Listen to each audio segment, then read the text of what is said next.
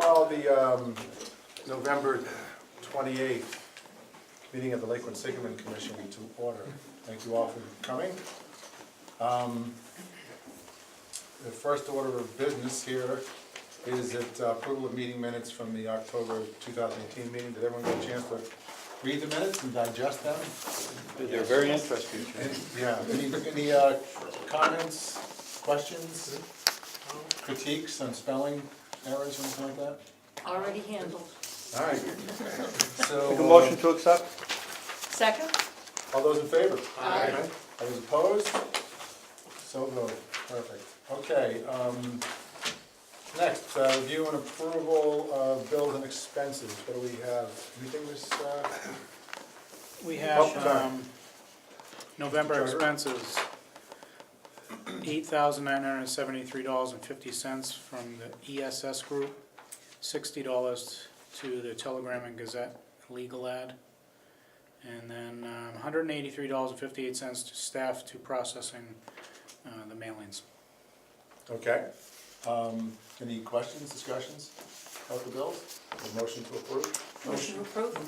Second? All those in favor? Aye. Opposed? Abstained? So voted. All right, moving on to the commissioners' reports. So, from my perspective, I mean, we've obviously seen the rain. I've been getting a lot of feedback on why the lake isn't going down, even though we're letting the dam down. I blamed it on a typical state project where we let the dam down and the lake went up. So, but they have been letting it down. He's been out there diligently doing it, and I'm not sure if we're down to the total that the gate can go down now.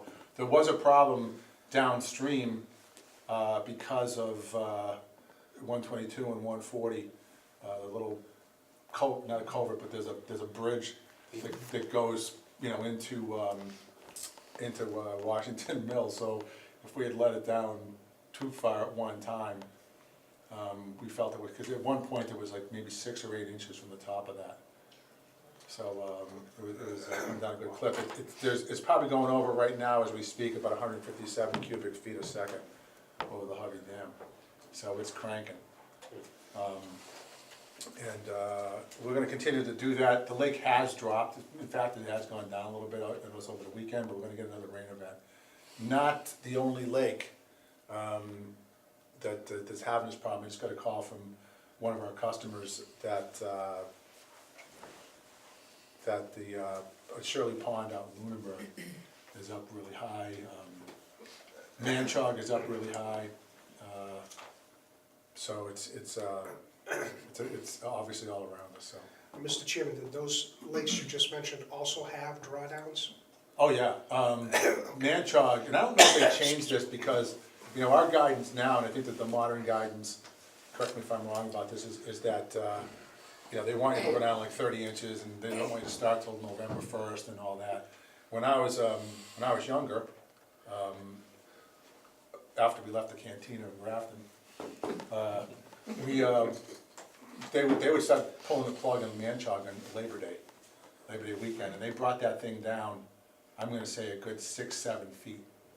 So Manchog is 3 times its natural size, but it's still a great pond, and it was great. And and to this day, I don't think there's a lot of milfoil or the type of invasives that we have down there, even though they have a public ramp. So that thing goes down, significantly. So yeah, they do drawdowns, but it's still up.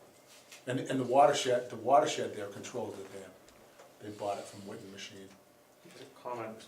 Yeah, when I was younger, I'd take the kids canoeing on Manchog, and when the water went down, it was almost impossible with the sandbars and mud flats. You had And the to stop rocks, doing you it. have to know where you're going. You have to know where you're going when the water was up. Yeah, so, but that's, it's not just us, it's all over the place, and, the folks at home, I would still recommend, because I'm getting a lot of phone calls at the office about, should I take my dock out, and what about this, and what about that? It's, good for me if you don't take your dock out, but I would take it out. That'd be my recommendation, is to get it out of the water. Last week it froze. I had to chop some ice around my dock to get it out. So, but it's best to do it because you don't want to be, moving We're it. freezing over by your dock? Oh yeah, Yep, the whole pond was frozen. Oh, yeah. And then, 2 days later, it's open water again, so not good for skating, but it froze up. It got really cold on Thanksgiving, so it doesn't take much to get it going. So that's that. Just basically till like we get down to the next phase. That's all I got. Mr. Pico. Well, yeah, I have been curious myself, Mr. Chair, about the water level, and it's starting to go down a little. But if people are fans of following the weather, we've had the second wettest in Worcester fall in terms of the time that they've been recording such, so obviously it's been really wet. Moving on, Mr. Chair. Curiously, 2 weeks ago, there was an observation of an eagle with sticks in its mouth going to the nest. About 2 weeks ago, I still yet saw a mature eagle in the nest area, but I've been looking over there in the last few days and I have not seen any eagles, but my understanding is it's about this time of the year that they will range out about 500 miles or so and come back around the first week of February, so we'll see what happens. I don't know if anybody has anything else to add to that, but I also have seen some different waterfowl recently, a bunch of white ducks with black heads. I believe they're common Mersangers. They come through at this time of the year, both just before the winter and just at the beginning of spring, so the seasons are changing and we're seeing that.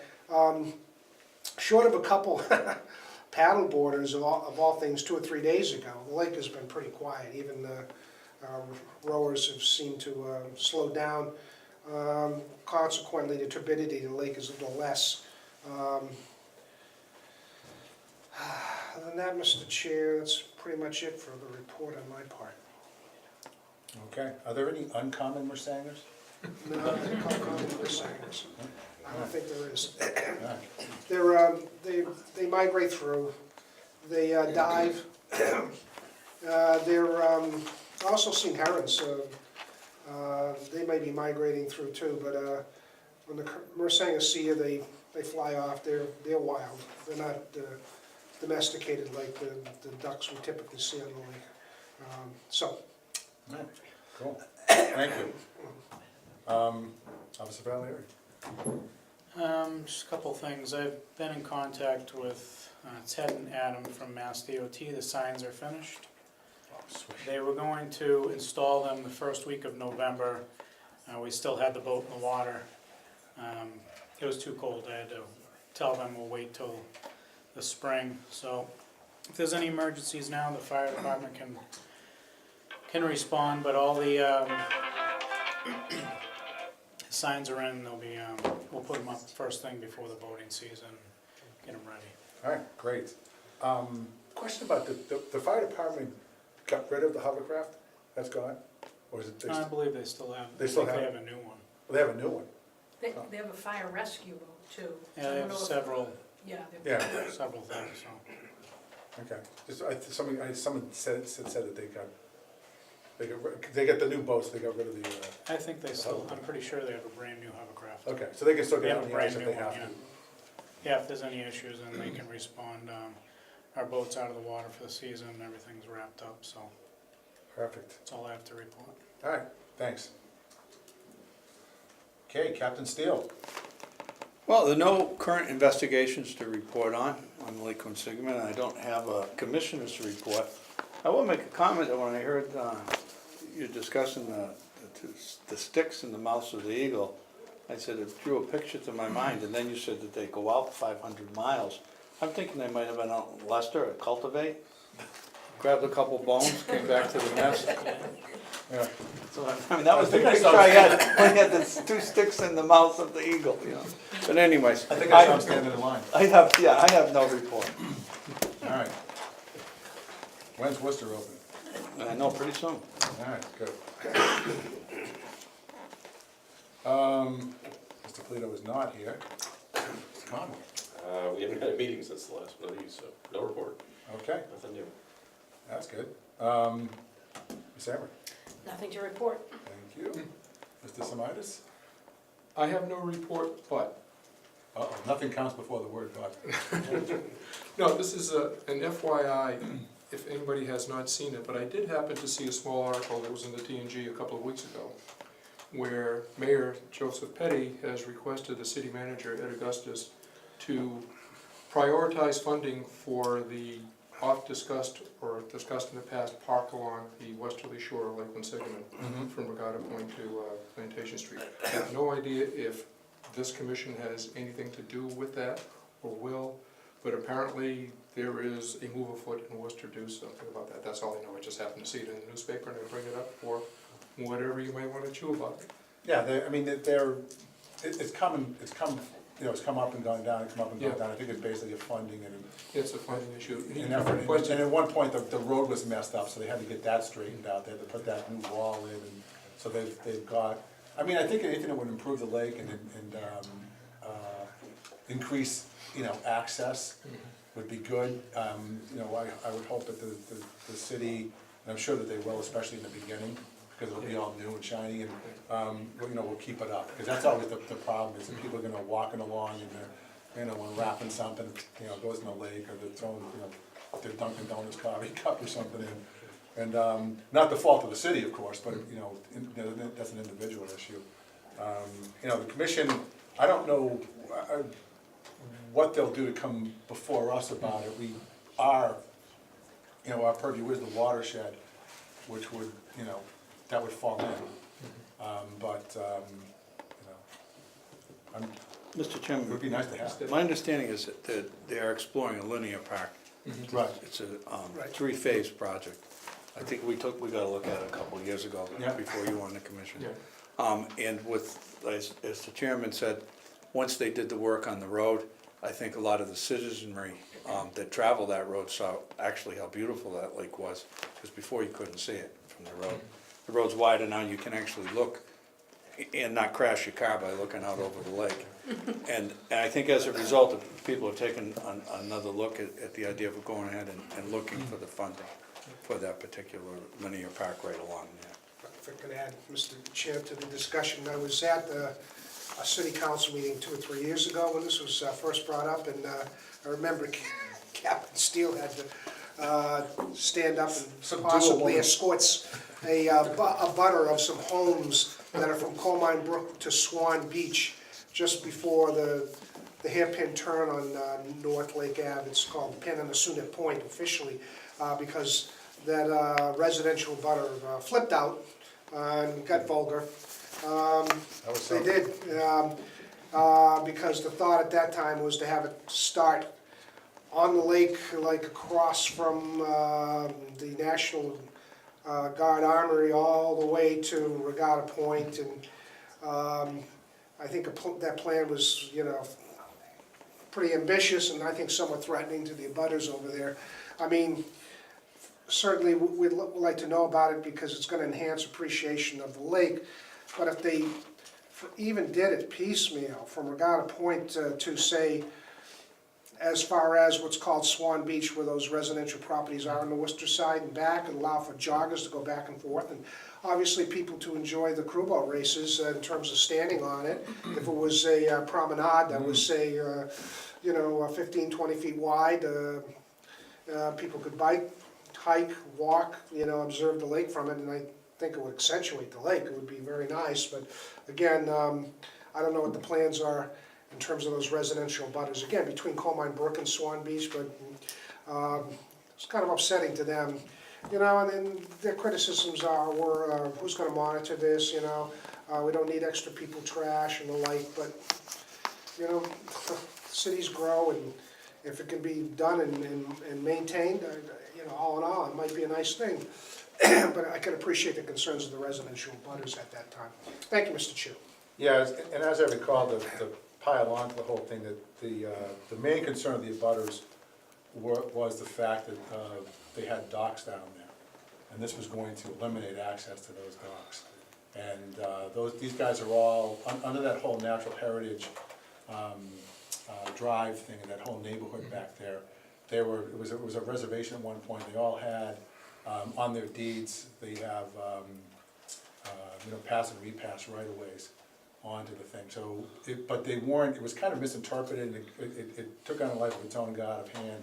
And we've discussed this a couple of times, I think, here, but to bring you guys up to speed, is what they did is that the abutters along in Natural History Drive right across from where they built this new wall, at one point, and south and north of the wall, they would say, okay, so we have a right of way to go down to the lake, and they would go down and they put a dock down there. So if you're on the lake, you can see all these docks that are along that shoreline. Most of them are kept up pretty well, and they have some investments. In fact, there's some pretty nice docks down there. But some of them, you know, they didn't really take care of them, and they let them fall, and they would come into the lake, and there was a couple of, you know, upholstered couches down there and stuff, so, it got to be, some of it looked like a tent city down there, but for the most part, it was really nicely done. And the city would literally come in, you'd call them up and say, hey, I wanna put my dock down there, and they would come, and they would cut the rail. They'd cut the guardrail, and they'd make it all professional in there, so basically, and then when they went to they talked about the linear park, they went and figured out that they owned the land, in between the street and the thing, and they were letting all these people go down there on their land and do that. So the right of way is, defines that their access to the water, all the people's access to the water, at least the deeds that I've seen, are at Swan Beach.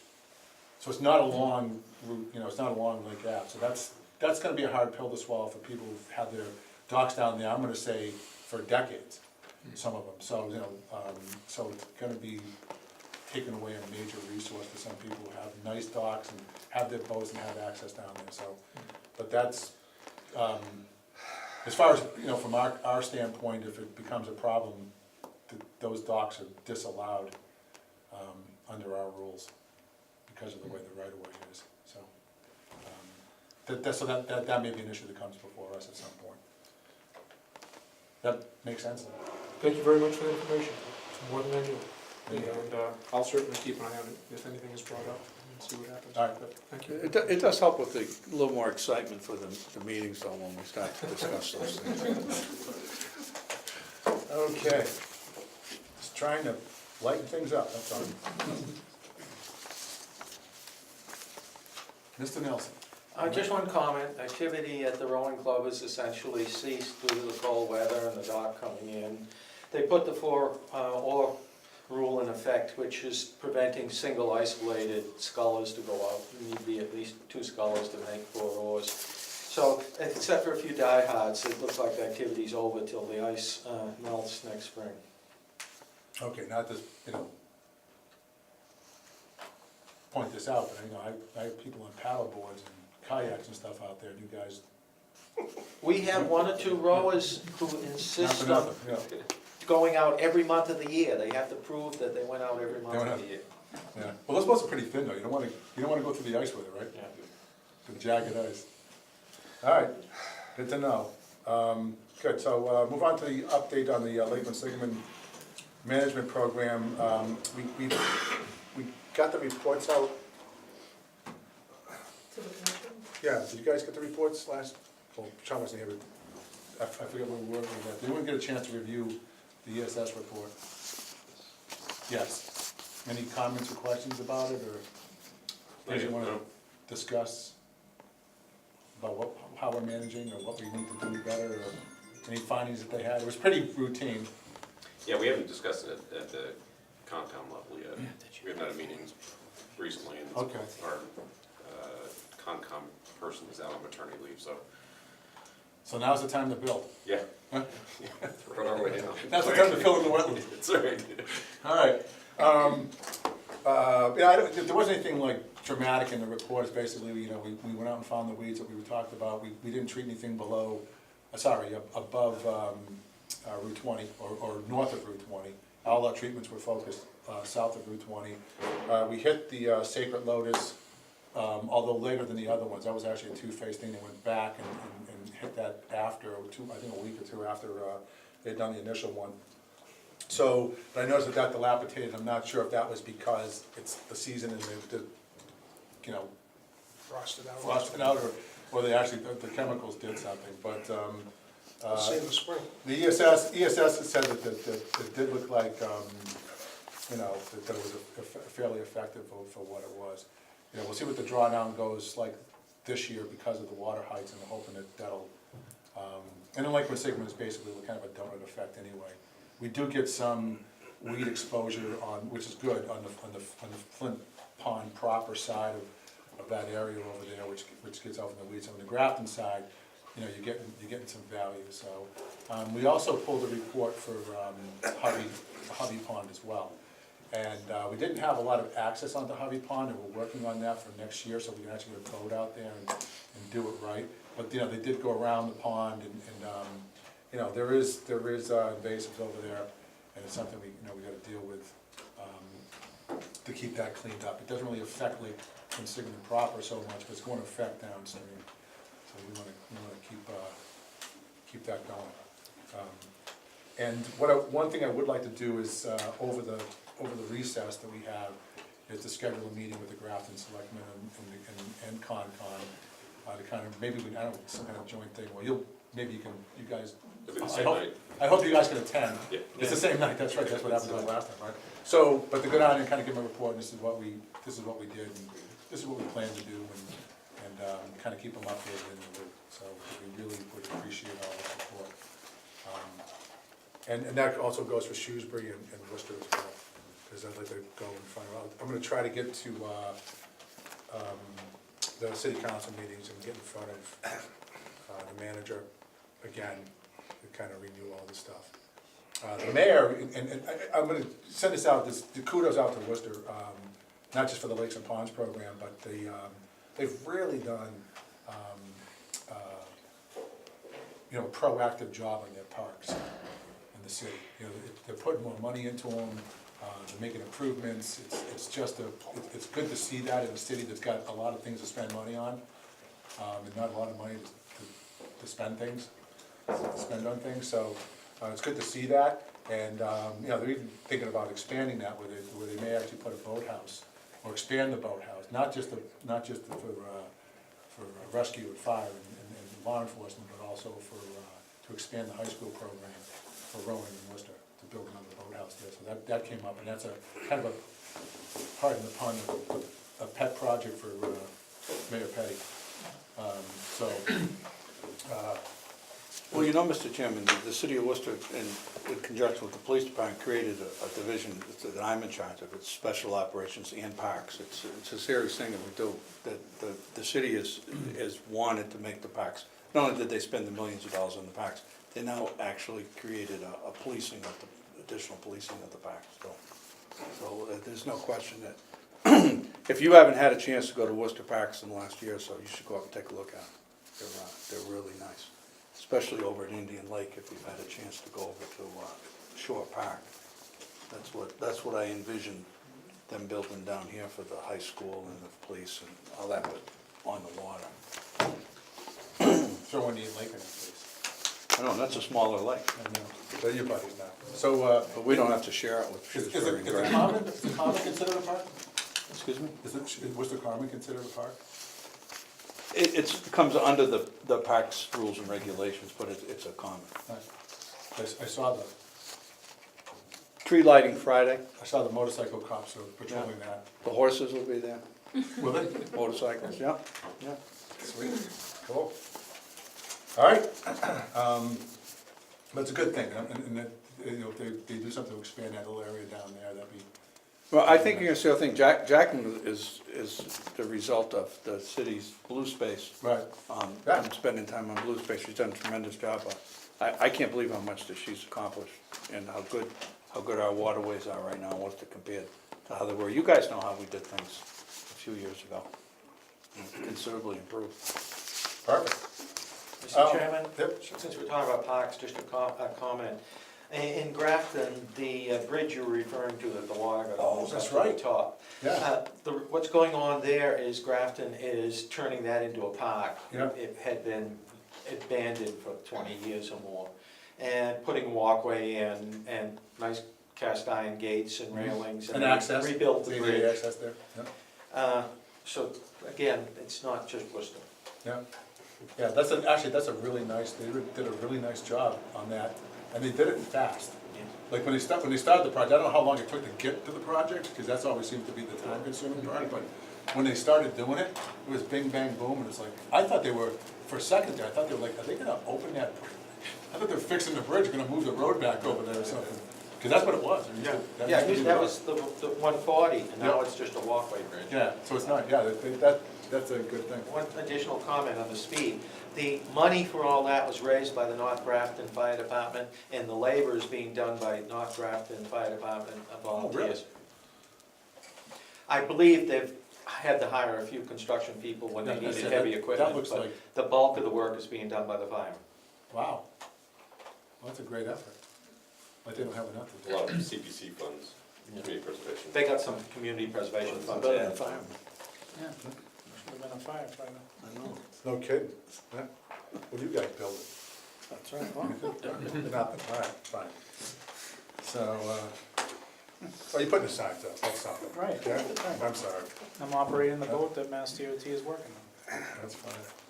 That's fine, yeah, I don't wanna be unfair. So discussion of water quality testing. So, one of the things I'd like to update and add to our management plan is that we explore, testing the waters and getting the results ourselves.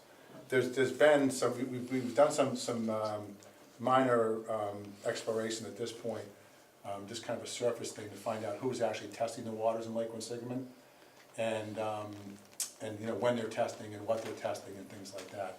And it's, we got a few different agencies or bodies, I guess you'd say, testing water, and we have, we have some different metrics, they're using different metrics to measure what the water quality is and what they're testing and all.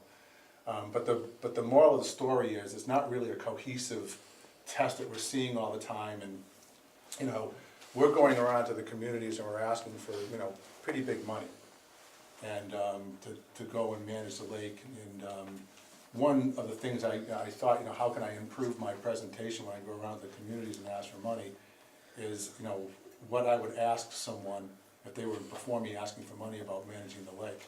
And one of the questions I would probably ask somebody who was talking about managing a lake is, what's in the lake? What are there any, what's the lake made up, what's going in it, where's it coming from, and, how much is coming in, and when does that come in? And so, this is really an effort to understand, what we have to work with, or what we need to combat, and where we need to combat it, and figure those kinds of things out. We know that the beaches get closed down, we know that they're testing for bacteria in front of the beaches, and that's really an acute thing. The beaches are something that they do all the time, the state beaches, because they wanna know what's in there. We've had a bunch of closings this year that some people would say are kind of not explainable. We don't know why we had so many closings, except that the bacteria count was high. We test anytime there's a spill, and we'll do that. That's kind of more of an acute thing, that we figure that out. And then, we'll test in some of the outfalls. Worcester,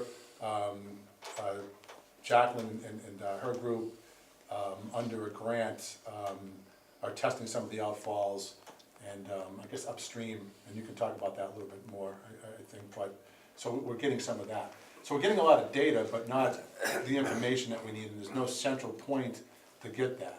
So, in my mind, it's something that I think we should probably look to bring up under the guise of the commission, because we're treating the lake, we're managing the lake, and that's information that if someone asked me that, I don't know. Would be my answer. I don't know what's coming. I don't know really what's coming in, and what's making it up, and where it's coming from, and how's it coming in, and all that. So I'm not sure of what that kind of effort's going to cost, or what it's going to entail in terms of labor and all that. So those are the things we're trying to explore. So what I'd like to do over the recess is to form a subcommittee to explore that kind of thing, to kind of do a feasibility study, if you will, of what it would take to take that on there, so we had the results and we could get them, and we wouldn't have to call 3 different organizations who may or may not, at the end of the day, forward over that information. Most people have been very good when we ask for it, but some areas have not been that good. And we just never get it. So, does anyone have a comment on that? Will we purchase a launch for the Lake Commission to ride around on and do those samples? We were hoping that we could use the horses, Yeah. so, My only comment is. No, that seemed like, oh, go ahead. That's all right. No, no. I think that's a good idea. We had to, I thought we'd probably have a small meeting, maybe with someone from the watershed, Jacqueline's gang and us, and kind of coordinate what's. that's who going I on. was hoping to tap for the committee. I mean, you know, I'm not. But they already do that. They probably have a good They already sense do it. of. They already have efforts going on to do it, and, you know, hey, if we can get the information that we need, when we need it, and not have to do it, that'd be great. But I think we need to have that information in order to effectively manage the lake. So that's where I'm coming from. It's not something we've done before or took on, but that's probably the most thing in our purview at this point is water quality stuff, along with law enforcement. That's coming later, but, It's the most important. yeah. If I can, Mr. Chair, I think that, you know, such testing would involve specific sites, times of the year, which might involve hiring and knowing what the cost would be of an agency that's willing and does such a practice.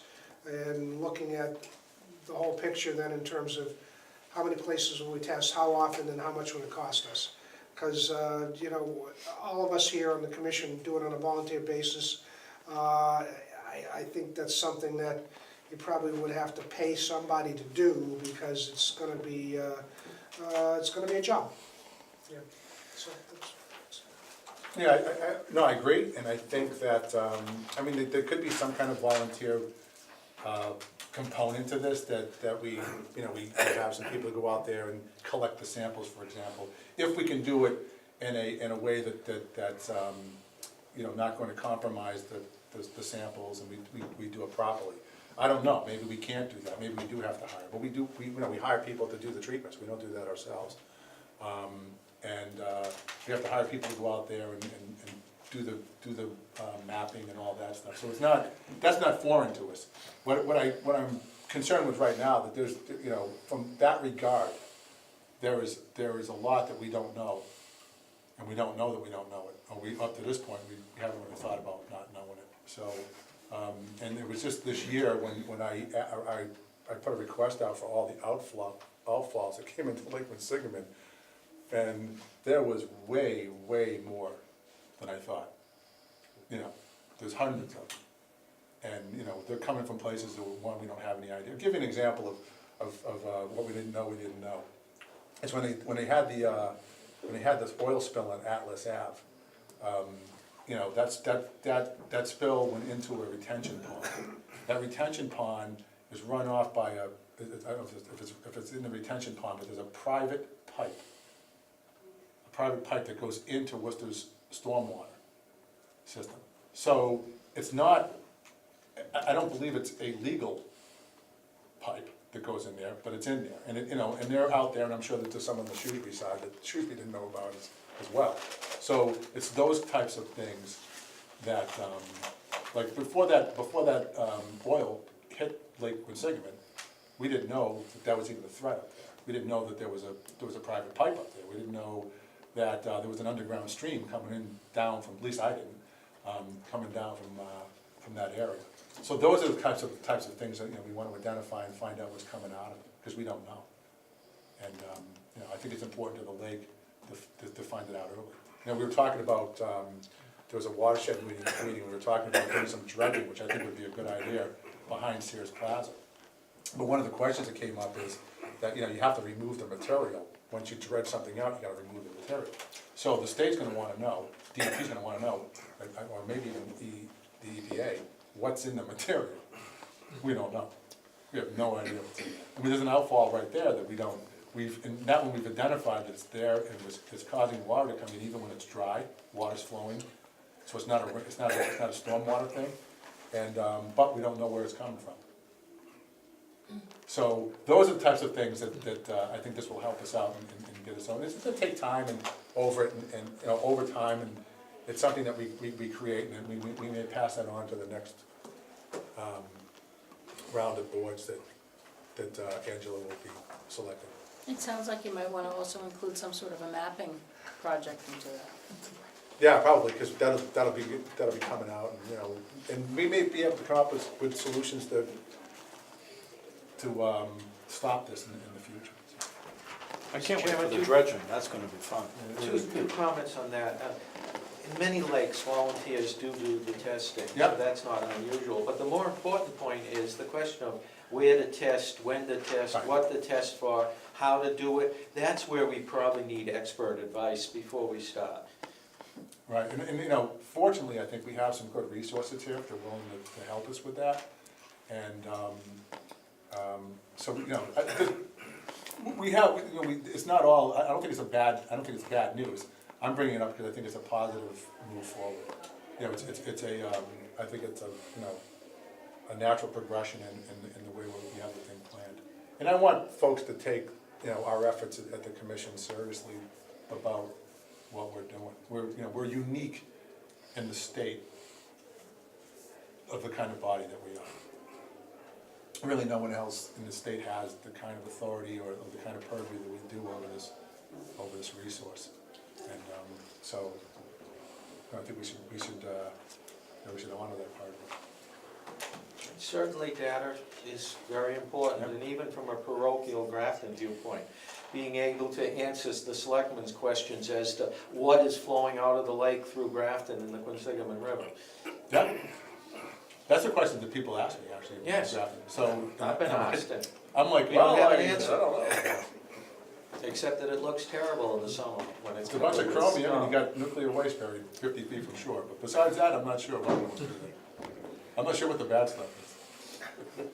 So, but yeah, you're right, so it has come up, it came up at the Grafton meeting, and I was kinda like, you know, I don't really know. Yeah, there are old World War II class stories of beryllium being dumped into Yep. Flint Pond, and also some of the radioactive machinery that was used in the plant there in North Grafton was buried at the end of the war rather than carted off to someplace. It was legal when they did it, it wasn't, they didn't sneak it back there and dump it in, it was sanctioned, Grafton is obviously the biggest polluter of that lake.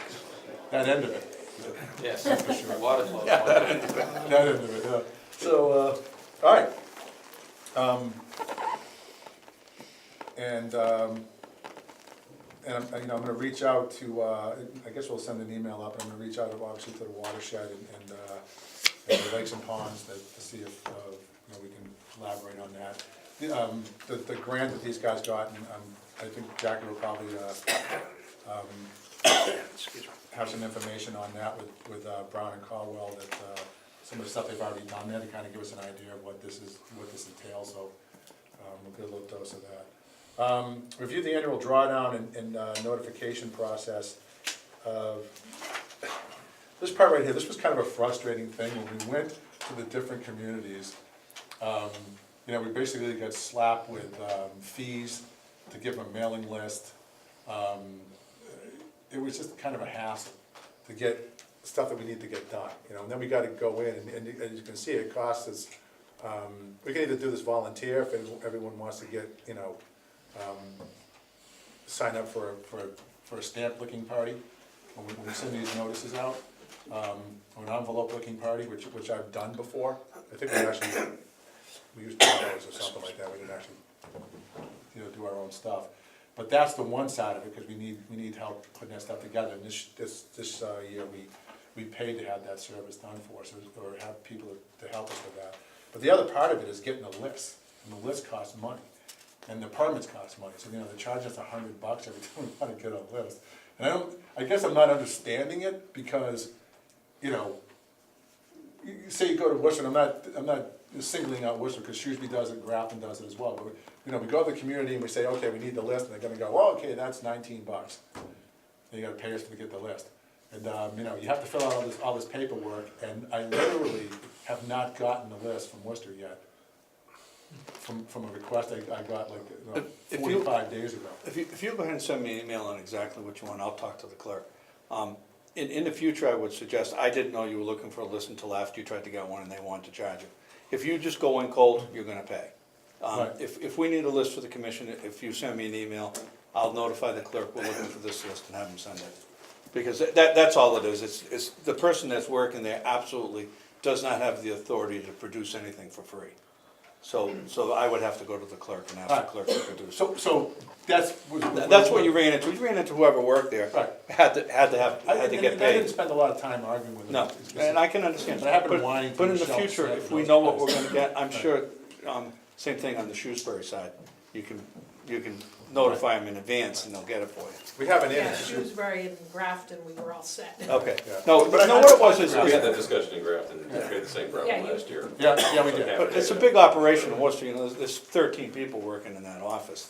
Right. And they can't just arbitrarily say, no, you don't have to pay. This is something that we have to do every year, right? Yeah, so we'll just So get it. why can't we just automate that process? Because Oh, it's a new list every year. Yeah, It that's one changes thing. month to month. But that's what I'm saying. But I'll talk to the Automate clerk, I'll find out the process to best way generate for us to a do new it. list every year. Yeah, so it's like a Well, automatic someone renewal. in that It's office like has a to help constant us. request. Yeah, like We'll get your contact, or probably the most likely thing is we'll get your contact. I got the contacts, I did all that stuff, I went to City Hall twice, this is the case of Worcester, because not just Worcester. I did this in Grafton last year as well, I had to go and talk to them, because they're the same thing, they can't just go and say, oh, you say it's okay, that's fine. But, you know, I went to the counter, and, you know, it was kind of funny, and I went back and I went downstairs to Michelle Smith in planning, and she's like, yeah, it's the same with us, because they go through the same thing, and they have to get waivers and stuff like that, but I will say the Conservation Commission in Worcester has always waived it. No paperwork, no baloney, she just, you know, she advocates for it, so that's all good. But, in this process, that's why I'm bringing this up, I'm asking the folks that are in the community to help us with that. Thank you, Ryan. Quick aside, the planning department in Worcester has just hired a new conservation plan. Yeah, Michelle's moving on to whatever she was supposed to do, She's the last supposed time to they do hired master her. plan, Yeah, so they've hired somebody new. Covino is her last name, okay. Stephanie Covino. Stephanie Coogan? That sounds really familiar. Oh, my. So I will say this of Michelle Smith, I can't say enough about, you know, how easy and thorough and accommodating that Michelle's been, in everything we've asked her to do. And she's not, you know, she's not like she does everything I want her to do, but, you know, if she can't do it for some reason, there's a good explanation why, and she follows up and points me and gives me the guidance, so thank you for that. I'm sorry to lose her, I was sorry to lose her the last time, because they had another one before, Right. and that didn't last long, so, but I'm glad she's moving on to something she wants to do. All right, anything else about that? Keep that one to death. All right, so review and possibly act on setting dock rates and permit fees for 2019. So, this will require a hearing, and, you know, dating back to 1988 or 89, when the Lake Commission first introduced the modern idea of license plates on your dock and late fees. And some people, I won't mention any names, from the Watershed Association, took issue with that. And it was a pretty lively hearing. And that was a $5 fee we used to charge back then. So, but one of the pushbacks I've been getting from the communities when I go in front of the selectmen and ask for, and city council and ask for money, is that, you know, they go, well, what are you pitching in? You know, we pitch in our $12,000 or so, all of our money, every single penny of our money goes into the management of the lake. Shrewsbury does not take any money, they don't take any money to manage things, they don't, you know, they don't charge us for services that they're providing, they don't rent us the room, or, you know, charge us for the camera, and filming the meetings and all that. So all the money that we get from our efforts go back into the lake. So, but they keep coming back and they said, okay, you want, $35,000 from us, because that's what I've been asking for. And, you're pitching in $12,000. And when I told the manager in the beginning what the dock fee was, he just kind of laughed. He said, that's ridiculous, $25 to have a, dock on Lake Quinsigamond. So he didn't think that was enough money. And so, we haven't raised the fee for a while. I think that there's probably time to look at that. I don't wanna go to $50, that's not what I'm asking, but we come to a reasonable rate, a reasonable increase, and maybe, start a scale path to increase it to get to where we want it, where we need to be at some point. Mr. Chairman, how many docks do we have permits for? 700, I think. Oh, we're in 700 About around there. 700? There's, 700 we have, it's 700 pay. I don't, Yeah. I could give you the exact number. No, I was if curious look, if it was but, 200 You or can get 500. docks in there, people change ownership or put a dock in that I've never seen before. People pretty much do what they want out there and pay if they wanna pay or not pay, and the only way they're, getting punished for it is if we run every single number, or I run every single number and look up to see who lives there, cross-reference everything through the registry, and then write a citation. The last time I did that, I wrote 80 citations, 79 were thrown out in court, so I don't write them anymore. It shouldn't be a police function anyways, to have to keep up on who's paying for the docks or not. I have more important things to do than to track down who's paid for the dock fee or not. So between between 500 and 700 docks is what we're Probably. talking about. Around there. Right. Mr. Chair, question? Sure. That large variety in the size of docks, there are some big fancy ones, there's lots of little tiny ones. Do they all pay the same fee? Yes, well, commercial docks, no, but residential docks, everyone pays the same fee. Good point, and that we can talk about that too. We can change it to a square footage thing. There are rules about how, I'm just adding up. So, those, I got 80. The one dock, was that me? The one that did go through? The ticket? Did I write you a citation? Yeah. Probably just. Unbelievable, okay? Got the one that went through. I'm the one that didn't get thrown out. It's a lot of work though. Yeah, You know, it is a lot of work, and it's write all really those frustrating if you citations. go in there and then you just throw them out. And as I recall, the story was that it wasn't even the judge said, go pay it now. He said, next year, make sure you you remember to. remember to pay it, so we lost it. So We sent letters prior to that to notifying everyone. It has to be paid by May 31st. It's a $50 per day fine Right, for anybody who doesn't pay that right. dock registration. So- $50 per day for not having your dock registered, and as I found out the hard way, $50 a day for your boat, if you have a boat tied to a dock that's not registered. You're the only guy who paid all that money? So, I treated the weeds one summer. I recommend that what we do when we talk about those dock permits, that we also include discussing enforcement. Okay, yeah, because we lost $2,000 on those docks that got thrown out, $2,000. But I think enforcement's gonna be the biggest part though, because right now everybody just listening to, on TV and saying, Oh, we don't have to pay for you're gonna raise the rates, but if you don't enforce it, we don't have to pay it. So- No, but what we can do is have the dock removed, because they don't have to go to court to do that. And, that would basically say, the other thing we could modify the rule to say if you don't pay your fee, then we pull the plate. So, there's a lot of things there's a lot of creative ways we can get around that. But, we have some discretion on here, but, because they have to abide by the rules. So, if you come out with me in the spring Yeah. and we take a ride around, and you'll see, there's a lot of docks, people have their stickers, but there's so many that don't, or docks that have been in the water, decrepit and fallen Yeah. apart, and there's still boats in there that are half sunk, Oh, yeah. that we can't get removed. Are these The- abandoned properties? Trying to get a hold of the owner, then you send a letter, you don't know if it's the same owner of that property, for that dock. It's a lot, it's a full-time, Yep. it would be a full-time job just doing docks for the season every year. That'd be a full-time job for someone, Just to manage that, just to manage that. yeah. And, Okay. and maybe we need to look at that when we talk about increasing the fees, when they say, why are you increasing fees? Because we're gonna have to do some enforcement, it's not gonna be free. All right. Could be a detail, we could hire someone, however we're gonna do it. Is there any ideas of how we,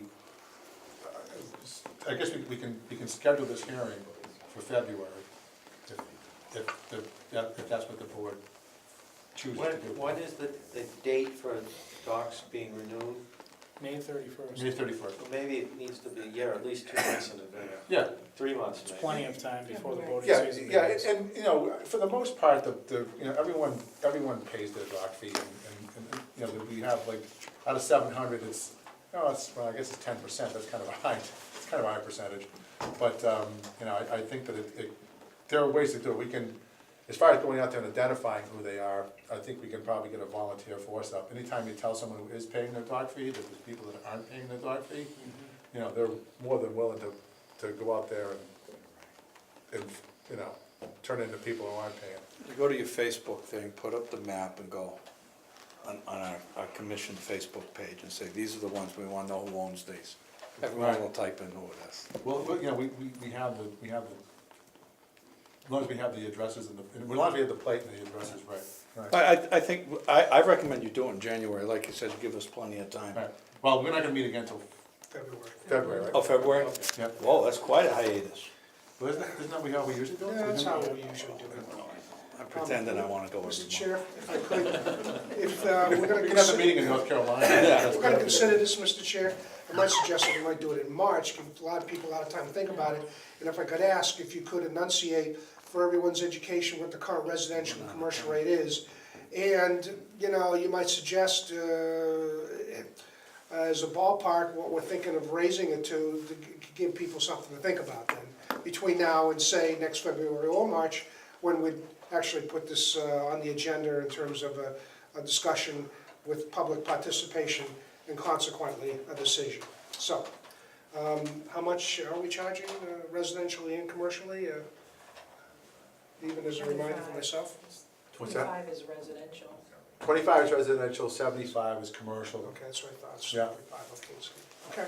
Okay. I recommend a February hearing so that we come in well within what we're gonna send out. Yep. I'd be willing to meet with Sean sometime between now and then to talk about some of the particulars and bring recommendations to the hearing from the law enforcement side anyways. Okay. Done. Is that cool? Yep. Okay, and we can come up with, is there any thought of what we raise? The target would be, say our target was to be at $35,000, to be even with the rest of the folks. That would put our residential dock fee, if it's 7, I'm just doing the easy math, would be $50 Residential? for residential. That's doubling it right now. I'm saying that we do this in a, you know, by scale. We come up $5 until we get to, over the course of the next 5 years or so, and get us up to where we want to be. Just a comment, considering the boats and jet skis and all of the other paraphernalia tied to the docks, even a $50 fee is minuscule compared to the rest of their expenses. Good point. Do we know if there are dock fees in any of the bodies of water, so we can be comparable? Good question. I don't know. Although I'm gonna say that there probably are, but I can find, we can contact the other watersheds. Who's got big, like Webster Lake's got probably the biggest lake with docks on it. Yeah, Webster Lake, Manchog, they all have associations. I don't know, some folks don't have authority to do it. You know, that's one of the things, is the town, it's usually done by the town can permit it. The state ultimately also has authority, under chapter 91 to permit docks, but that's a separate fee that we don't get. And at some point, they may have, the residents may be paying 2 fees. Just a comment on that, Mr. Chairman. For the last 5 years, the state policy has been to remove all docks in any state parks, state forests that are there due to grandfathering of private property. That rather than charging from, they want to remove every single one. Yeah, it's a pushback from the state, so that's gonna be something we deal with. We don't have to deal with it right now, but it's slowly very much ugly then. I hope it doesn't happen, because it's revenue. And I don't think that that's DEP's goal, to be frank, because they came out with a pretty detailed program on how they're gonna regulate the dock and charge fees for it. So I think that I don't think they're thinking of taking the docks out. They may be on a reservation, say like Cochituate, where Cochituate's basically the land running down to the water is park, is controlled by DCR. So it's not like in my house, I own to the high water mark. You know, there you don't. There the state owns it. So, but they allow docks at Cochituate, and they charge a fee for them. So everyone's a little bit different, but, you know, we're unique in the fact that we have it. I think the Douglas Reservoir, or the Whitens Reservoir, whatever you wanna call it, in Douglas, they're actually a district. And, they can charge taxes. Imagine that. There is, under our charter, an ability for us to charge for boats. So, we got that too. But hopefully we can bring up the revenue. That's kind of what I'm looking to do, is to take the revenue up and get it up to an even field so we can pitch in and do the stuff we need to do. That make sense? So, on the 20, on the, I mean, is it, when I go to have this hearing in February, I guess you guys wanna form there's a law enforcement part of it, but then there's, you know, setting the fee, the new fee. Well, So, certainly, we can talk about the law enforcement side, and get a hold of you or someone Right. else from here that wants to discuss the talk fee. about. Because I think we should have a comprehensive plan when we walk in here in February during the Oh, the hearing. hearing, we don't wanna ask their opinion on what we should rate. Yeah, we wanna say, you know, here's what we've done, this is what we wanna do. So I don't know if you wanna go to an increment of $5 or $10 or whatever it is. No, That's probably something we can discuss between now and the hearing. Okay. All right.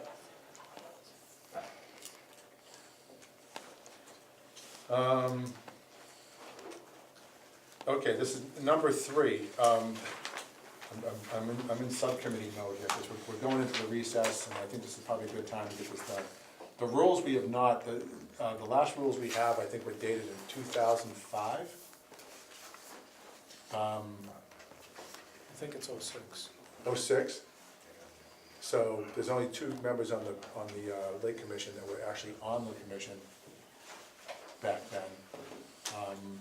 So I think it's time to kind of go back and review these and make sure that everything is buttoned up if we have any. Did you come in 2000, when did you? 2004? 2004? I'm sorry, there's 3. It's you, Kenny, and, so, I thought you were younger than that, Roger. Oh, I know. People make that mistake all the time. I know. So, you probably still get carried away.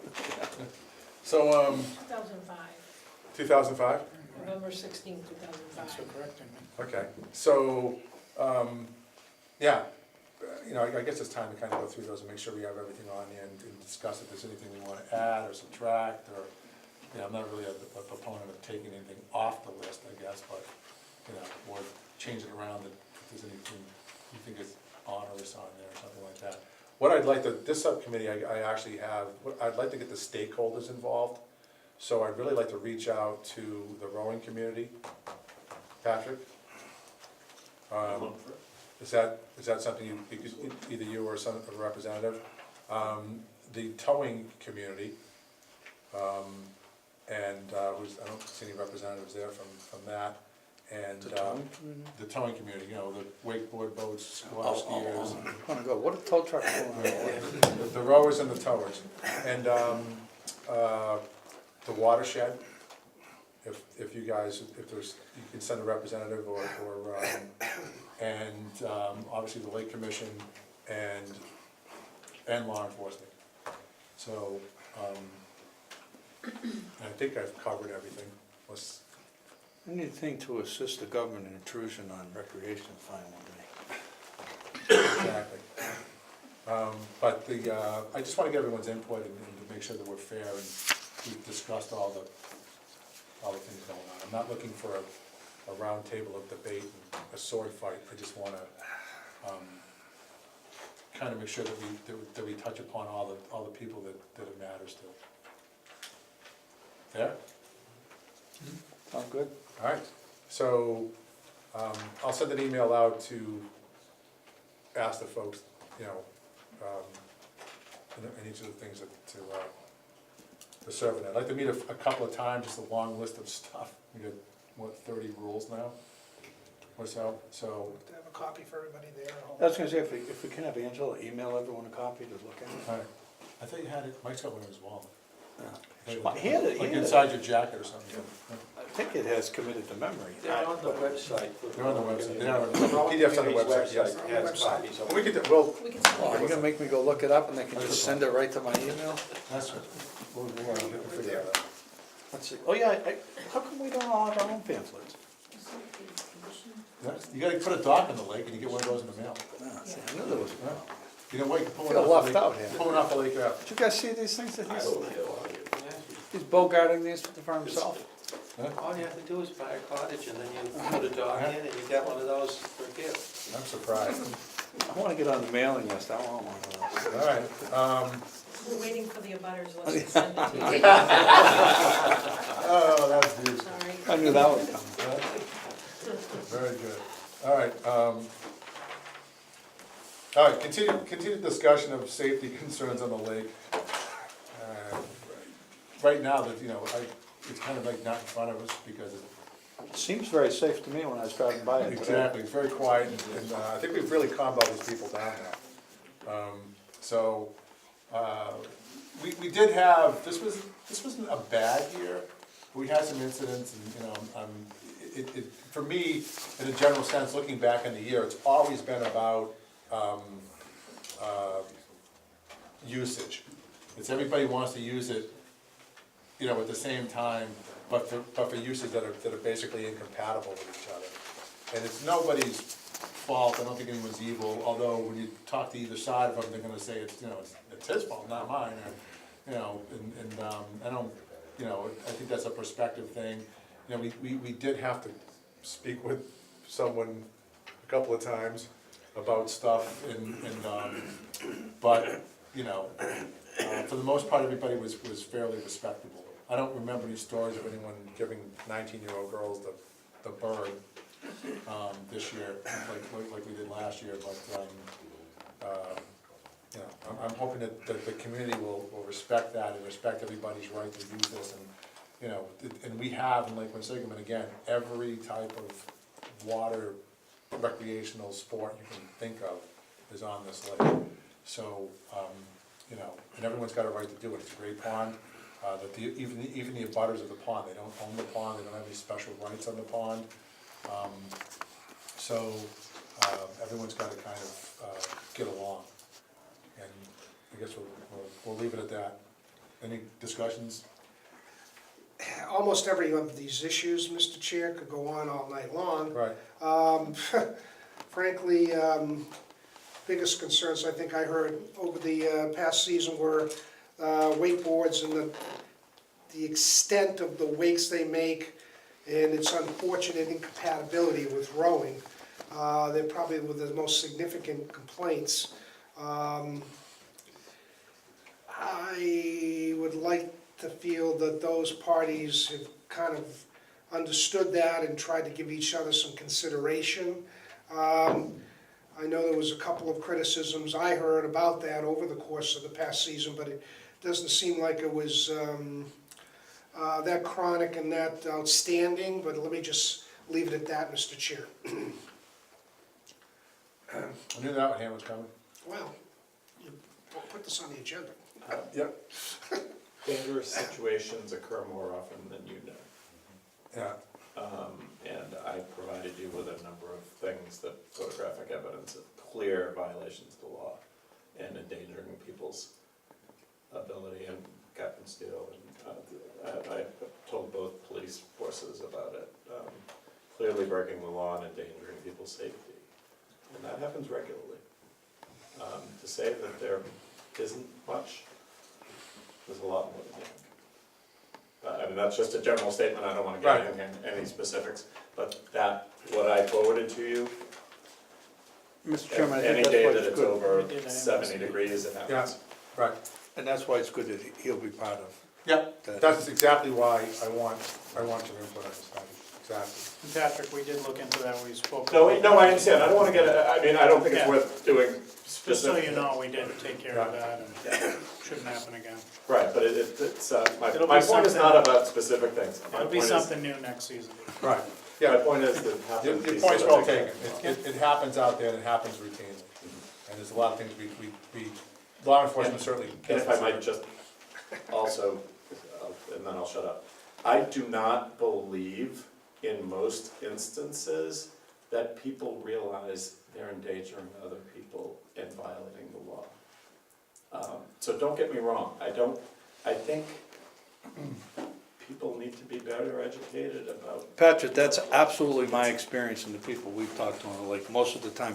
They either don't know that it's dangerous or that it's a violation of what they're Right. doing. No, So I don't, it's not, it's I not, agree, I I totally never, agree. I very few times have I looked at something and thought it was malicious. Yeah. Well, the other half of the And time is I've because been they here think the lake boat's not out. So too, if the garage is shut, they think. If the garage door's shut, all bets are off. do you guys always shut the garage I door? shut it when I go out anyways. Yeah. I don't want anybody to get in the boathouse. That's sneaky. Leave my lights on all the time, right? Please, you know, you may wanna like set up flags at different points right now. Mr. Chairman, to second that, it's not happened to me, but I've heard stories from people in the rowing club of dangerous situations as well. Right, and I totally agree with you, Patrick, and I'm a proponent for putting a boat license and, getting all that stuff, it's because at least it educates people. And that's the main reason I'd wanna do that, probably the main reason they have a car license is to make sure people know what the rules are and what to do. So, for some reason, the state hasn't been able to pull that off yet, but, we can keep advocating for that as a body and go with that thing. And I think the other thing with that is it would also give law enforcement some more teeth. Because, you lose your license, and that's an easy thing, you don't have the license, see you later. Now it's not so easy to just throw someone off or something. And there's no way, even if we had all three branches of law enforcement on that lake on a Sunday afternoon, that they're gonna see everything that goes on in there, because it's just nuts. And it's just crazy that there's just things going on all around, so it would be a plus. When you do pull someone over, that's not a 2-minute thing. You're there for a while, so you're tied up. 99% of the time you're by yourself. Yeah, You have to operate that boat, try and write a ticket while watching the other people on the other boat, deal with the waves going Right. back and forth. So you're trying to do 3 or 4 things at a time by yourself in that situation. It's not easy. right. So it's not like you can pull someone over, step out of your boat, walk up to the other boat, and have a conversation. So, yeah, I agree. So those are all things we can kind of figure out and how to make things safer. But that's really the reason I want to have that on, the rules committee and talk about what's going to make the lake safer and better and more fair use and all the stuff we need to do. So those are all things, so bring your ideas. Wait, you said you're gonna. I said I was done. Great, no, great. No, I'm done. You're done? Okay. Promise I was done. All right. Mr. Chairman, a question? Yep. When I'm out in the water, I see boats being unloaded and loaded at the Fisherman's Landing and the other Mhm. places, literally constantly. Do these people, strangers on the lake presumably, have any way that they can learn about what the general accepted rules are on the lake? Well, we could have someone hand them out the pamphlet and, there's I really would like to do that. I've always thought that was the best thing to do at the boat ramps. That's where the strangers all come in. Yeah. We know where they come in. There's an easy point right, to give it to people that aren't usually here on this lake. I know we have a lot of people that care about the lake that would probably volunteer to help us do that. Whether it be Boy Scouts or Girl Scouts or something like that on Saturday afternoons. Maybe not every single day, but if we pick certain days, several days during the summer, a lot of the information is going to get out there. Do you remember when we had the cards made? yes, yeah. We handed still them out have some. at the. Yeah, I mean, that was a great thing to have, because they could get wet and, Yeah, those are nice. But, yeah, I think that's a great idea, and we just have to figure out logistically. well, once how we to do the rules, once we redo the rules, that'd be a good time to do that. Right, Follow up on that comment. I know this probably can't be done, but at the boat club, before we let any stranger, visitor, or even a new member take a boat out, we show him a list of the rules and he signs the waiver on the bottom, and before they can get out on the water. It would be nice if we could hand them out a pamphlet and at least maybe they just sign the bottom to say they've read the rules. Yep.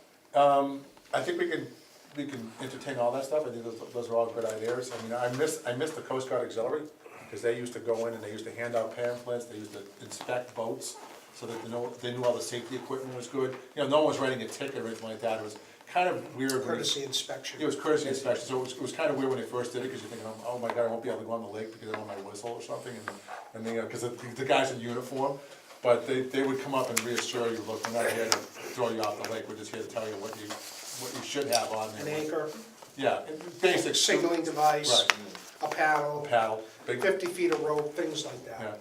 So, but, you know, we can talk about that. We can talk about instituting a rule where, you know, people on Lake Quinsigamond have to have a certificate or something to drive on the lake. I don't know if that's ramp access, but we may have some purview over that stuff until the state does a general statewide license. So, I believe you just have to keep advocating for that, and like I said, I've talked to other watersheds, and, you know, to a group, all of them are in line with the license thing. Because, you know, it's not just a problem with the city, I've been on lakes all my life, and it's Saturday and Sunday have always been nuts. Mr. Chair, the rules and regulations are actually posted at the ramp, North Quinsigamond Boat Ramp. Everything is inside that glass case there, but, I mean, we only have people out there Saturdays and Sundays for certain hours. And in order to, sometimes they're getting 80, 100 boats, and they're not there the whole time, so, I mean, You guys are really don't hang out educating. at the ramp, right? We try and do some ramp enforcement. We'll come in early, a couple hours on the weekends, when allowed, and when approved, and do random boat inspections on people, and if they don't have the required equipment, then we send them away. But, I mean, if you had somebody at the ramps every weekend, there's your problem, right, the problem's rectified right there. You send 90% of them away. Does it, that would be a law enforcement person, like you'd want someone there with the authority to say you can't come on? Yeah. The lifeguard's not gonna be able to kick them out. I was thinking of somebody from maybe. Parks So we and Rec. request a registration license. Sean, can that be paid detail? Yeah, it can. Can somebody pay for, not necessarily to watch the ramp, but to actually do exactly what you're saying? Yes. Doing boat We inspection. try and do that. We'll try and come in a couple hours before our shift in the evening. We'll come in the morning, 4 hours. I notice most people start coming in 10:30 in the morning, later morning, the big groups. And then stay there for 4 or 5 hours, and you're gonna turn away a large portion of the problem. Because we'd be maybe interested. The one big problem is, I see, is they're putting all the jet skis in over in Flint Pond and off of Route 20. Well, you could be, You could be could put a that. guy there too, Yeah. but we typically don't enforce that as much as we do. Right. Well, that's been one of our Well, Quincy biggest, ran, so- one of our biggest, We try and split it up, but that's a huge deterrent right there. all right. Okay, so that's something we can discuss, I guess, that'd be great. All right. Is there anything else on that? Mike, wanna keep this going? All right. Mr. Chair, this discussion could take 2 or 3 meetings. I mean, frankly, I think may need to put it to rest at the time being. All right, moving right along. An update from Jacqueline Burmeister. Environmental analyst, we have your title on here and everything. Environmental analyst, Lake and Pond, Worcester DPW, and Parks. Hey, good evening. Good evening. Thank you for coming in. Absolutely. So, what I have to report this week is kind of going off of what you're talking about a little bit earlier with the water quality testing. So when I was hired about 2 years ago, I began, you can take one of these and pass it along. When I began the monitoring program at the lakes and ponds in Worcester, including Lake Quinsigamond, my focus was on a lot of nutrient contamination, sediment contamination. With that, because that was one of the major issues we were facing in a lot of the lakes and ponds. However, we found out the second year I was here that at Lake Quinsigamond, we were having large numbers of beach closures due to bacteria found at the state beaches, Regatta Point and Lake Park. So while that wasn't originally something that I was tasked with, I began to look a little more into it. The number of beach closures in 2017 at Lake Quinsigamond were not reflected at the other Worcester lakes and ponds. We had none, so it was very curious, and it was much higher than the previous years. There were some beaches in the last few years between the two that weren't closed at all, and so we had 4 closures at Lake Park and 5 at Regatta Point in 2017, and those lasted quite a few days each. And then if you look at this sheet, you could see that there were quite a few this year as well, and they lasted even longer. So it kind of led members of the commission, members of the Lake Association to really try and figure out what was the cause of this, who was sampling, are any of these, are there any clues in the sampling that's already being done as to the sources of this bacteria? Why is it here? And so I guess one of the things I wanted to share was some of the information that I found on the Worcester side, and kind of help us to guide those questions as we continue to try and track down these answers and design a sampling plan that will help get to the bottom of this. I guess some things to keep in mind are that the Department of Conservation and Recreation, DCR, the state, is the one that does the tests at those 2 beaches. They use an indicator for bacteria called Enterococcus. It's an indicator that only the state uses. Most people in freshwater ponds use E. coli, and the reason for that is that it is a better indicator in lake water and freshwater. However, the state uses it for both their saltwater and freshwater beaches, because you can use it in both, and it's easier to do that.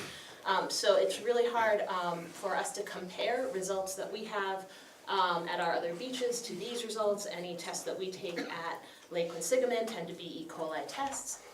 And additionally, a lot of our other tests that we do for other permitting purposes in the city are E. coli. So in particular, we test the tributaries and outfalls along Lake Quinsigamond monthly as part of our, we call it the WIP program. That stands for Worcester Waterways Protection Program, and it is a bacteria E. coli sample that we take at the mouth of those major tributaries once monthly in order to detect sewer leaks into our, sanitary sewer leaks into our drain system. And so one of the potential pathways that is often cited for beach closures is through tributaries that are attached to the drain system. So looking at those numbers and comparing them to where the beach closures were, we were able to kind of see if there were spikes in one versus if there were closures at the beach. It was difficult because the timing of the sampling wasn't lined up. The tests were different, and so beach readings weren't taken daily, and some beaches remain closed while conditions allow for swimming, or remain open when conditions are actually above recreational contact threshold just because of the timing of the samples. The indicator tests used at the tributaries is different than the one at the beaches, and there's no formula to convert them. So it was a little bit of a challenge to kind of point to a tributary having high levels of bacteria and say that that was the reason why a nearby beach was closed. There were times when there were high levels at one, but there wasn't a closure at the beach, or there weren't high levels at one of the tributaries, but a beach was closed anyway. So it was really hard to find any real relationship, but with all those caveats, you can't discount it either. With that said, there are other reasons why these beaches could be closed. Bacteria comes from many sources. It could include animal excrement, such as goose, dogs, beavers, etc., in the water. So sewer overflows, septic leaching through the ground, or just improper sampling techniques. This worksheet that I've created here is just a brief talking a little bit about how the bacteria can enter the water. But with all those things in mind, I created a few recommendations for if we do continue sampling for bacteria, like what are some things we could take in consideration and learn from these gaps in our knowledge up to this point, to design a more robust sampling plan that is going to help us better identify the source of this bacteria, and help us to ultimately get rid of it so that we could open our beaches next year. So some of those recommendations are, who is testing the water and how? Who is going out there and taking those samples? Poorly collected samples can be false positives. Is the bacteria found at the beach of human origin? If this bacteria isn't coming from the sewer system, isn't coming from humans, maybe it's coming from geese. If we are tracking bacteria down the sewer system, when really it's coming from the beach, or the geese on the beach, we're going on a wild goose chase. So we could do a DNA test of that, of those samples, and figure out even if the bacteria is of human origin. We could search for sanitary facilities nearby that may have not been inspected properly. And if we do decide that we want to start testing those tributaries, we could design a sampling plan that uses the same indicator and takes the samples on the same days as we take at the tributaries and at the beaches, so that we aren't trying to match up data points that are occurring at different times. So that's what I have for today. I don't know, maybe I went through that a little bit too fast. If anyone has any questions? I knew Jacqueline had the answer to this. I'd like to second what you ended on there. I know when I'm on the lake in the morning, this summer in particular, there were several very large flocks of geese. 60 or 70 would literally almost try to push your skull right out of the water if you went Really? too close to them. Yeah. Also, in the morning, particularly at Regatta Point, I can't believe the number of people I see walking with dogs, particularly large ones. And then, of course, what comes up from the tributaries could be, if it's a sewer outflow. So what you're suggesting, some sort of way to distinguish between whether it's geese or dogs or humans from the sewer system would be very valuable, in my opinion. I think that might be the first step, actually, yeah.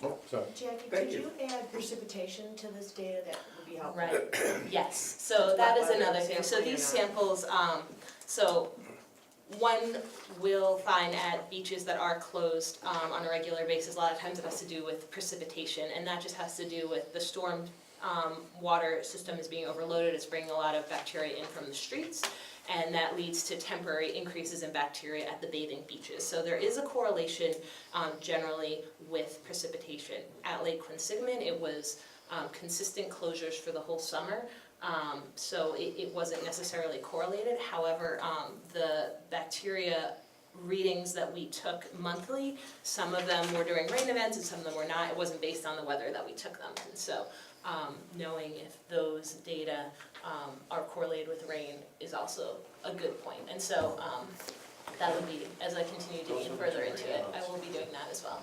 Thanks. Yeah. I have a question, Jacqueline. Have you had experience or have you been working with volunteer collectors at this point? We have a volunteer monitoring program, but it's for cyanobacteria, which is the blue-green algae, which is a different challenge that we're facing at other lakes. So you have been using some volunteers on some of your activities? Yes, just Because not for E. coli sampling. The reason I ask that question is it's my suspicion that ideally for us to put something like this together, I absolutely would like to see your oversight on this. But I think we would probably, could do it almost immediately if we were able to use volunteers. And so I just didn't know how easy or how difficult it is to obtain volunteers based upon your experience so far with volunteers. I guess it would depend on where we got the volunteers from. We do have several volunteers from Lake Quinsigamond, but I think depending on the extent of the sampling program, we might want more. Yeah. No problem. Yeah. Do you think that's something that's viable? Should we have that in our mind that we can probably find volunteers, or is that something difficult to accomplish? Just need to do it. No, yeah, no problem. I've talked to you already. Party once a month at the Just Marine everything Corps needs to League be- party for Have some parameters on testing. Yeah. There's a big amount of beer in the samples, we don't know what's going on. So, I mean, what are some of the, I guess, the concerns you, with a volunteer group of improper sampling, for example? Is it that the water sample gets corrupted somehow, or, I mean, is that likely, You would teach them, right? there'd be Correct. training, right? So, Correct. I I mean, think, is it feasible, I think is, I don't know if that's what you were asking, Roger. No, I'm thinking if we actually can figure out some, my secondary thing was, does your job the way it is now, is this something you can help us with? Or you already working, doing everything that you can do with the amount of time you have? I mean, so I think as far as the designing of the sampling plan, that would be the first step. If we were to take the first sample and the first sample were DNA analysis and we learned that it was geese that are the culprit all along, then we wouldn't need to necessarily even, Would you be get to willing to that do next that, to step. help us do that, to set up the, absolutely. okay. That's, I think that's an important first step. Where's the testing actually being done? I mean, it's one thing to have the volunteers help do the collection, you can train them how to get a certain, depth or whatever, but in terms of like, we're certainly not gonna do the DNA testing. So where's all that being So, done? that would be on a contracted lab. Okay. Yeah, and I honestly don't know the details of all of that test or how it works, but I know it is done in cases to determine the source of E. coli and if it's coming from, what kind of intestinal tract it's coming from. But the regular testing, you have the ability to test that, right? In Worcester, do we have a lab? We do have a lab that tests for E. coli. Yep. But there's only so much that, in terms of us, that we'd be able to volunteer for to actually do that, and then at some point, we're gonna have to contract it out as a commission. Right. I think maybe, there may be a combination of, It's a city lab, right? Do we own it? Do we run it? It's our laboratory. Right. I think this is just providing some insights and we need to sit down and design the sampling plan And then before we go got from to there. that point, yeah. it's under the same guy that does the list.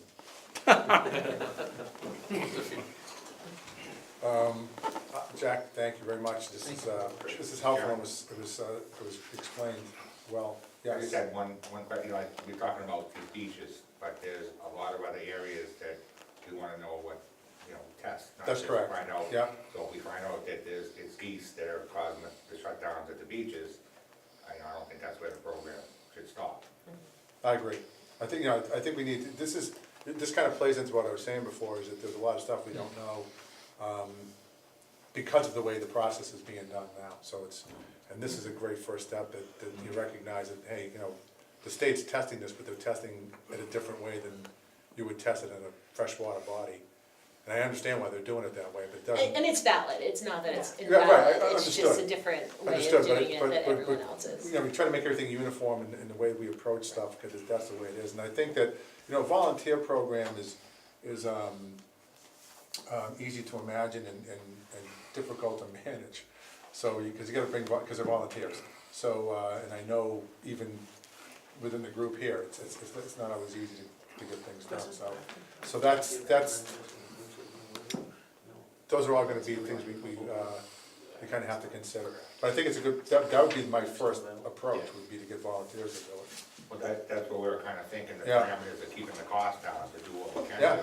yeah. And deliver the samples to wherever it needs to be tested, to help the first. And I think not only just keeping the cost down, I think it's also give people skin in the game, get them Yeah, interested in the absolutely. lake. I think that's a big part of it too. I'd like to formally request that Jack can go ahead and create the design for a sample and how the sampling would look. And then from that, we can determine how many volunteers we need and all of that kind of thing. Any discussion on that? Because my input on that, or my thought on that would be that I certainly would like Jacqueline to be part of that subcommittee that works on that, because I want, the scope I have in mind is larger than the beaches. If that makes sense. Is that- But I would like to see what she's gonna do, and then just look at that, and then Right, anything yeah. that's separate from what she's done, that you wanna add to it, I guess, that we should no, add to it. what I'm saying is that, I'd love to collaborate, we're gonna collaborate anyway, but I mean, I'd love to have that, you part of that group. With this kind of a program, you can design a $3 million project, right? That's what we're looking for. And not get what you're after. You really have to have very specific goals. And so if you're gonna design a program, you wanna make sure that you're designing it for your particular goals. And so I think, yeah, a collaborative process. So would you'd be like the to sit most down with us? effective, just because, you know, I could create something that would be, you know, in line with the goals of the Lakes and Ponds program, but maybe you have other ideas on Lake Quinsigamond. And that's good, I mean, what maybe that we can, or way we can approach is to take small bites of the apple, and, you know, go on with something like you're doing, this very specific design, and say, okay, we're gonna find out what, you know, where the E. coli is coming from, and who's doing it, or what's doing it. So, yeah, does that make sense? Instead of trying to, you know, have a big broad thing going on, but, to kind of start off and say, okay, well, we need to test for this, let's start that program and figure out other programs, like outfalls, when it comes in, source testing and things. Is that, I'm sure we could continue to talk about it in all right, the we'll committee. do, yeah, I don't wanna spend all night, but that's, Right. Yep. Oh, just one comment to answer your question. My understanding is that Blackstone Valley Association has been testing the waters for several years in the Blackstone River and the Quinsigamond River, and they use all volunteers for collecting the water samples. all right. So, if that's, yeah, I think what we need to do is design the overall program and figure out what we're looking for. Go from there. Yep. So that's something that I wanted to get done over the course of it. And it would be fantastic if you could be part of that, Jacqueline. And thank you, Jacqueline.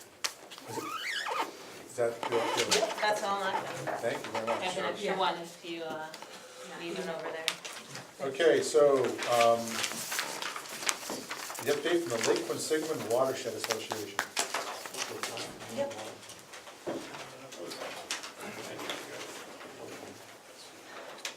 No update. We have a meeting January 16th, that's basically the only thing we have to update. Where's the meeting?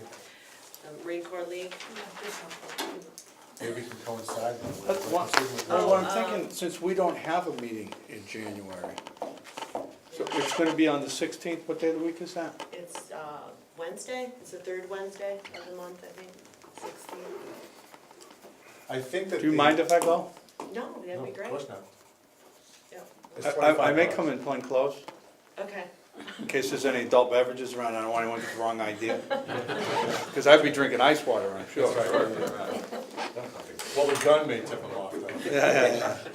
And Angela's reminding me that the WPI men's crew team did a cleanup on the lake about a month ago. So they did it from the water too, so they got quite a bit. Good Oh, job. that's great. Thank you. Yeah, we have a bunch of projects that we're working on, but I'm not gonna go through all of them. We're still in the planning stages and fundraising, and so, you know, in February, we'll have a bigger report, so. What time does your meeting start, 7? 7 o'clock, yeah, Marine Corps League on Lake Gab in Worcester.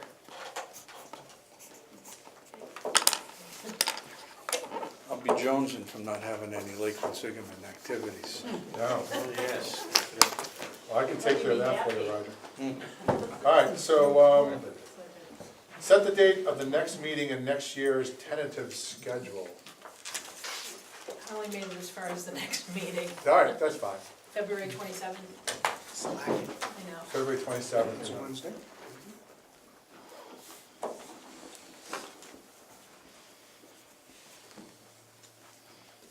And what's the chances of us getting our own building? Now that you're, Slim to none. When they build that new joint, we can have our meetings there. the new joint. The new boathouse, that has the classrooms and everything above it. Sweet. It's certainly a, That's what they're gonna have. They have all that stuff. I've seen it, is there a plan? Is there actually, I don't think I've seen it. Nah, Oh, it's the dream. It's beautiful. It's absolutely beautiful. If you're watching that, Patty, he's kidding. It's not a, you know what's gonna happen. Can I make a motion, Mr. Chair, that we adjourn? Is there a second? Second? All in favor? Thanks for the present.